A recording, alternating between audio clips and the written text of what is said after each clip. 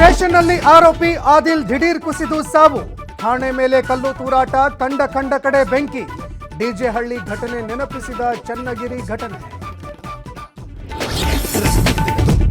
ಬೆಳಗ್ಗೆಯ ಹೇಳಿಕೆಯಿಂದ ಉಲ್ಟಾ ಹೊಡೆದ ಆದಿಲ್ ತಂದೆ.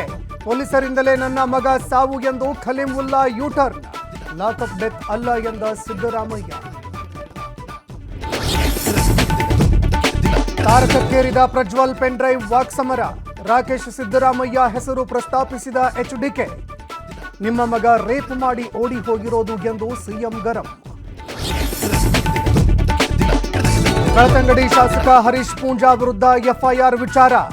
ಎಂಎಲ್ಎ ಅಂತ ಬಿಟ್ಟು ಬಿಡೋಕೆ ಆಗತ್ತಾ? ಕಾನೂನು ಎಲ್ಲರಿಗೂ ಒಂದೇ ಎಂದ ಸಿದ್ದರಾಮಯ್ಯ.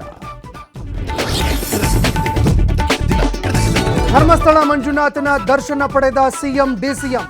ಸಿದ್ದರಾಮಯ್ಯ ಡಿಕೆಶಿಗೆ ಪೂರ್ಣಕುಂಭ ಸ್ವಾಗತ. ರಾಜ್ಯದ ಮಹಿಳೆಯರ ಆಶೀರ್ವಾದದಿಂದ ನಮಗೆ ಶಕ್ತಿ ಎಂದ ಡಿಕೆಶಿ.